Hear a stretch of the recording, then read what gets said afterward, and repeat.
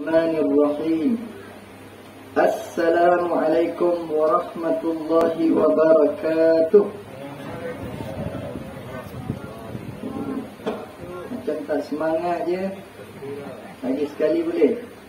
Assalamualaikum warahmatullahi wabarakatuh. Waalaikumsalam warahmatullahi wabarakatuh. Macam marah je. Serba tak kena pelan pun salah, kuat pun salah, bersembang pun kena marah.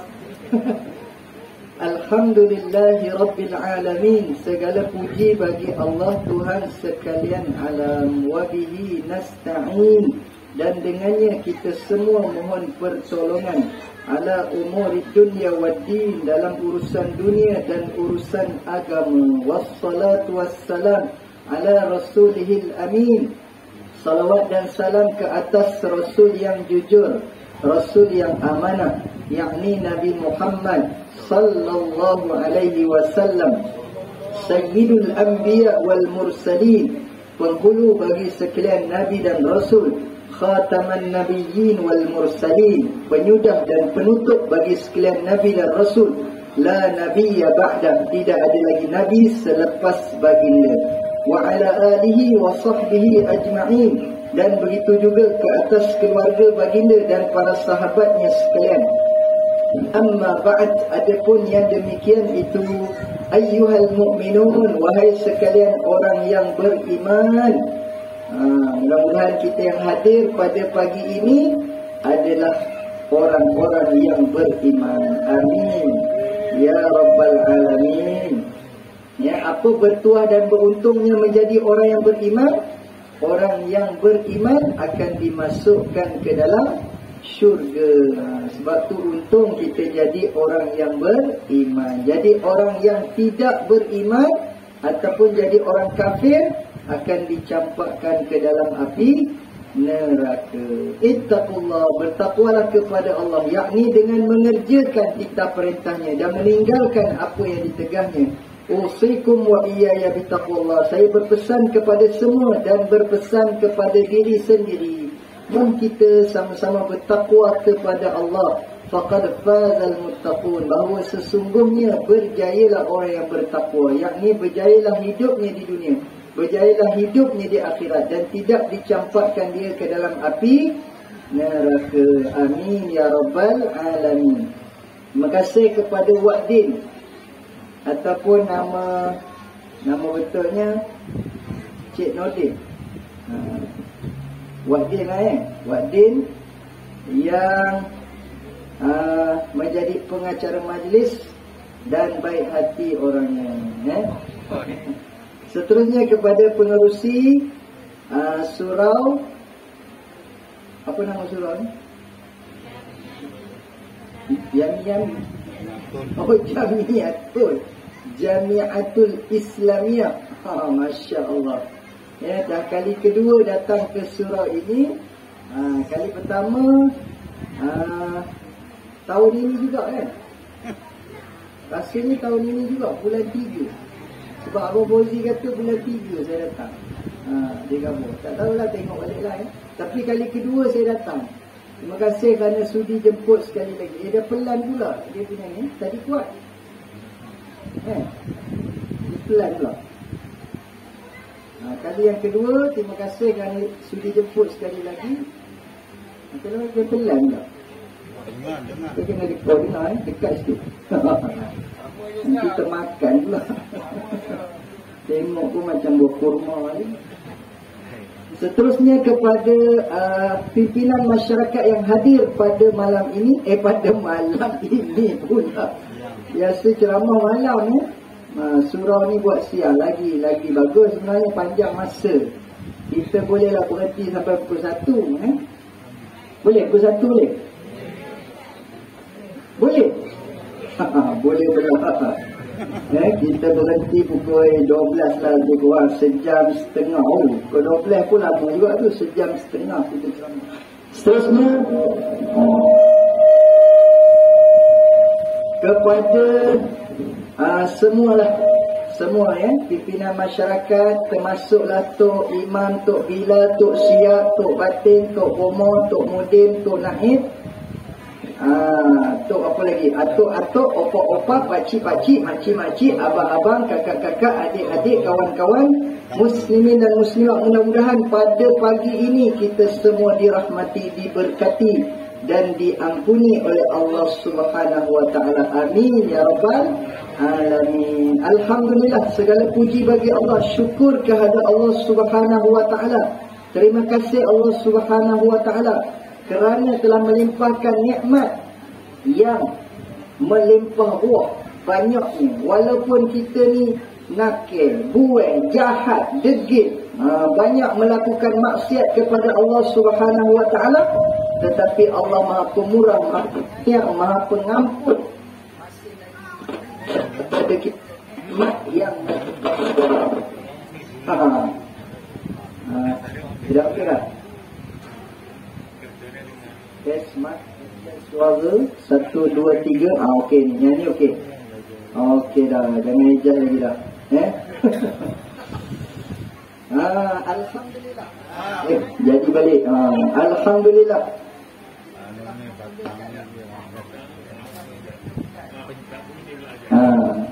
Mungkin sebab tangan saya ni yang gatal ni, saya pegang-pegang mic ni kan, saya pegang-pegang wayar ni. Tes. Yang tadi sama tak? Pakai kat badan juga. Pakai.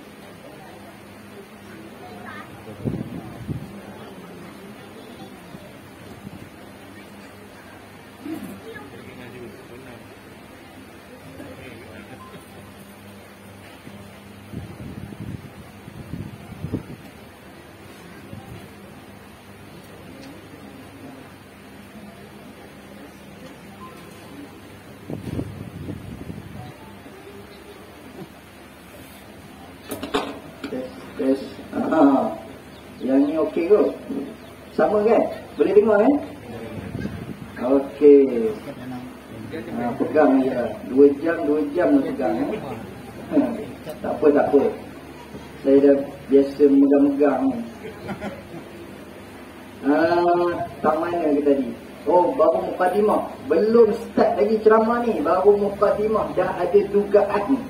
Inilah yang namanya nak buat kerja-kerja yang baik ni, pasti akan ada ujian dan dugaan daripada Allah Subhanahu wa taala. Namun begitu, kita jangan berhenti, jangan putus asa. Bab kata ayahanda kuluk rani.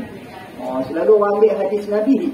Yang ini ambil ayahanda kuluk rani. Dia kata don't give up, keep it up, karifah. Dia ada tambah karifah pula. Don't give up, keep it up, karifah.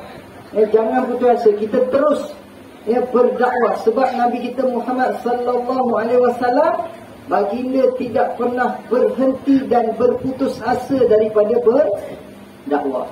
Padahal pemimpin Quraisy, pemimpin masyarakat pada ketika itu, semuanya datang bertemu dengan Nabi, mengatakan kepada Nabi supaya jangan meneruskan ceramah, jangan meneruskan kuliah, jangan teruskan berdakwah, kerana kamu telah membawa satu ajaran yang memecah belahkan masyarakat. Kamu telah mengajar kami benda yang tidak dilakukan oleh datuk nenek moyang kami. Itu yang dituduh kepada Nabi. Nabi ni pemecah belah masyarakat. Nabi ni ahli sihir. Pasal demo tengok ramai follower, ramai yang ikut Nabi. Makin hari makin ramai, makin hari makin ramai. Bila buat ceramah aja makin bertambah, makin ramai. Jadi mereka kata Nabi ni ahli sihir, Nabi pukau orang. Jadi kena berhenti. Salah apa yang kamu buat. Buat benda baik dikatakan salah, buat benda yang salah dikatakan betul. Benda ni pun berlaku dalam masyarakat kita pada hari ini. Jadi hari ini kita mengadakan sambutan Maulidur Rasul, menyambut hari kelahiran Rasulullah sallallahu alaihi wasallam Kerana kita sayang kepada baginda, kerana kita cinta kepada baginda. Kenapa kita sayang dan cinta kepada baginda? Sebab baginda lah yang mengenalkan kita kepada Tuhan yang sebenar, iaitu Allah Subhanahu wa ta'ala. Dan baginda lah yang mengenalkan kita kepada cara hidup, yakni Islam. Kalau tidak, tuan-tuan dan puan-puan, kita hari ini mungkin berada di kuil kot gamaknya. Ya, semua pakat pegang colok.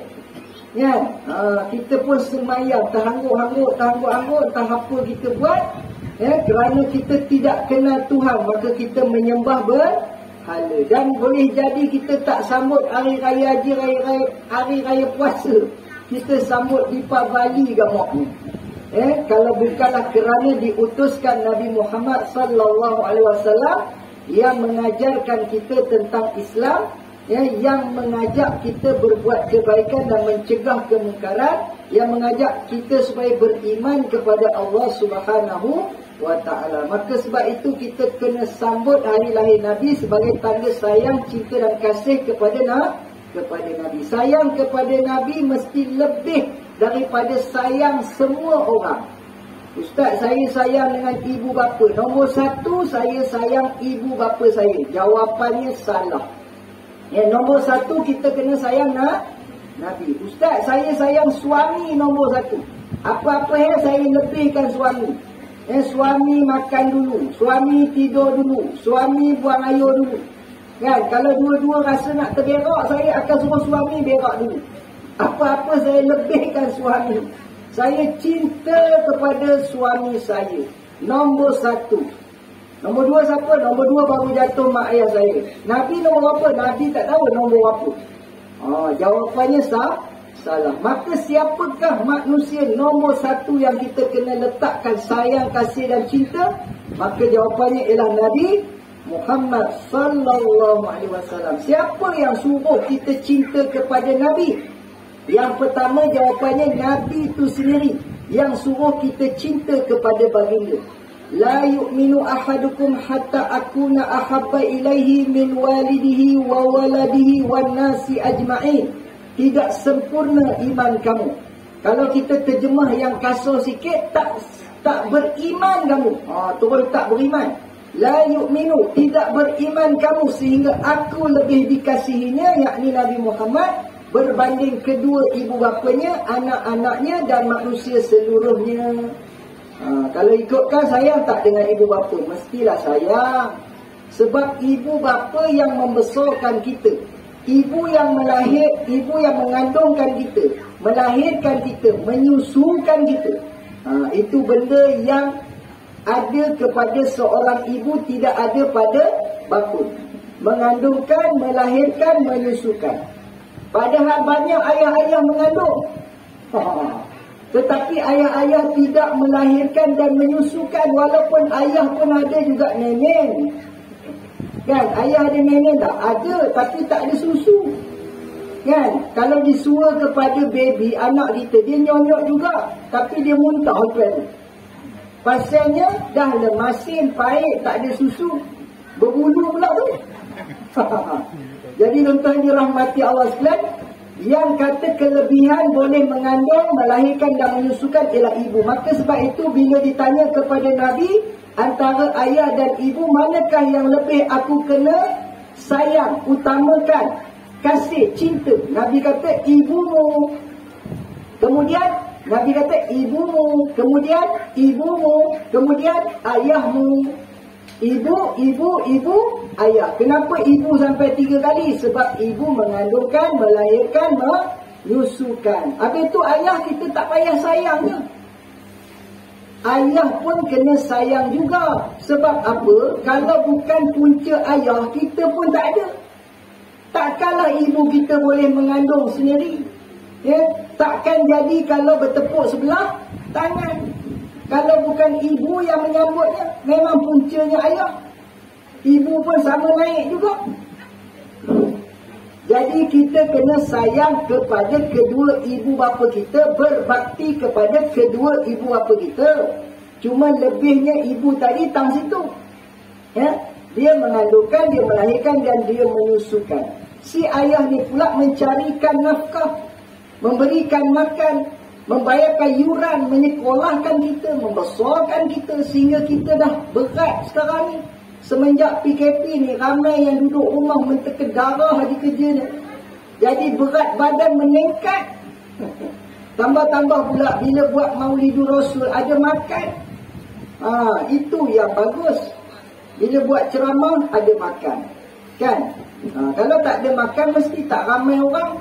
Jadi kena umpan dengan makan. Ustaz, apa kata kalau niat kami datang dengar ceramah ni sebenarnya bukan dengar ceramah tapi niatnya nak makan, boleh tak? Siapa datang sini niatnya nak makan, bukan nak dengar ceramah. Boleh tak boleh? Kata ulama peringkat awal, nak mengasuh diri, nak memaksa diri kita ni supaya hadir ke majlis ilmu. Kalau niatnya nak makan dulu pun tak pula, peringkat awal. Tapi jangan niat semata-mata kerana itu sampai bila-bila. Kena upgrade. Kita melakukan sesuatu kerana Allah semata-mata. Jangan kerana nak masuk syurga, jangan kerana tak nak masuk neraka, jangan kerana nak pahala, jangan kerana tak nak dosa. Buat semata-mata kerana Allah. Itu level yang paling atas. Tapi kalau baru-baru nak berjinak-jinak, kerana nak pahala, kerana nak masuk syurga, itu pun boleh juga, tak ada masalah. Kerana nak makan pun boleh juga. Sebab Nabi kata di antara perkara yang baik dilakukan oleh seseorang dan melayakkan dia masuk ke dalam syurga ada 4. Yang pertama Nabi kata afsyus salam, sebarkan salam. Bila jumpa orang bagi salam. Kemudian Nabi kata wasilul arham, hubungkan silaturahim. Jangan bergaduh, jangan bercerai-berai, bersatu teguh. Bercerai kahwin lain. Tadi kata jangan bercerai-berai, tapi bila bersatu teguh bercerai kahwin lain. Kemudian Nabi kata yang ketiga, yang pertama tadi afsyus salam, wasilul arham, at'imut ta'am, jamu orang makan. Jadi bila pihak surau buat majlis sambutan Maulid Rasul ada makan, itu bagus. Sebab Nabi kata jamu orang makan. Tambah-tambah yang kita jamu itu ialah orang yang susah nak makan, susah dapat makan. Masa PKP dia angkat bendera putih. Dia dah surrender, tak ada pekerjaan, tak ada pendapatan. Yang kita bila tengok ada jiran kita angkat bendera putih, kita kata ni parti apa pula? Parti baru gamanya. Rumah dia angkat bendera hijau, dia orang PEH. Rumah sana angkat bendera merah, bersatu.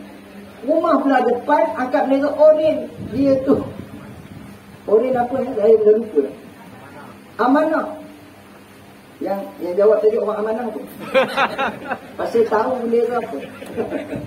Kan? Contohnya tiba-tiba ada jiran kita angkat bendera putih. Kita kata ni parti apa pula ni? Ini gambarnya orang tabligh. Biasanya orang tabligh yang pakai putih-putih ni. Padahal kawan tu dah surrender, dah tak ada makan. Jadi jamu dia makan. Malah Nabi kata la yu'minu ahadukum, tidak sempurna iman kamu jika kamu tidur dalam kekenyangan sedangkan jiran kamu kelaparan. Nabi kata tidak sempurna iman. Jadi yang pertama tadi sebarkan salam, yang kedua tadi hubungkan silaturahim, yang ketiga jamu orang makan, belanja orang makan, terutama sekali penceramah yang datang daripada jauh. Jamu udah galak. Lampau. Yang keempat, as-salatu bil-lail wan nasu niyam. Solat pada waktu malam ketika manusia lain sedang tidur. Orang lain tengah sedap merolok. Kita boleh bangun berkorban, mata mengantuk. Kan? Isteri kita tengah mendengkur. Tapi jarang orang perempuan mendengkur. Tapi ada kan? Ada juga. Biasa orang lelaki yang kuat mendengkur ni. Ada isteri yang kata, Ustaz, suami saya tu kuat sangat mendengkur, Ustaz. Macam mana nak bagi dia hilang mendengkur? Saya dengar Ustaz Kazim tu. Dia kata, biarlah suami tu mendengkur. Sekurang-kurang ni kita tahu dia ada. Kalau tiba-tiba senyap aja, maknanya udah lebur tu. Sama ada dia lebuh tu maknanya dah meninggal, dah mati, ataupun dia lebuh pergi ke rumah janda. Kan mana nak tahu lah. Apalah ustaz ni buat dah contoh lain. Macam ada berlaku je. Dah, awak terkejut. Kan? Jadi apalah salahnya ustaz. Saya sebut perkataan apa ni janda tadi, jangan ada yang terasa hati. Sebenarnya betul. Nabi menyebut di dalam hadis baginda ada dua. Yang pertama, Nabi kata barang siapa menyantuni anak yatim, barang siapa berbuat baik kepada anak yatim dan ibu tunggal, ataupun disebut juga dalam bahasa hadisnya armalah, iaitu golongan janda. Siapa berbuat baik kepada golongan janda, ibu tunggal, anak yatim, maka di hari akhirat besok dia akan masuk syurga dalam keadaan begini. Nabi tunjuk dua jari, maknanya dia dengan Nabi rapat. Nabi suka orang yang suka tolong anak yatim dan tolong ibu tu. Ustaz, macam mana cara nak tolong ibu tunggal? Itu yang nak tahu tu. Okeylah, yang itu kita akan kupas selepas habis ceramah. Waktu makan nanti kita bincangkan. Tapi kali ini kita nak tajuk lain ni. Baik, jadi tuan-tuan dirahmati Allah sekalian, alhamdulillah muqaddimah dah habis. Baru nak start ceramah. Jadi itu baru muqaddimah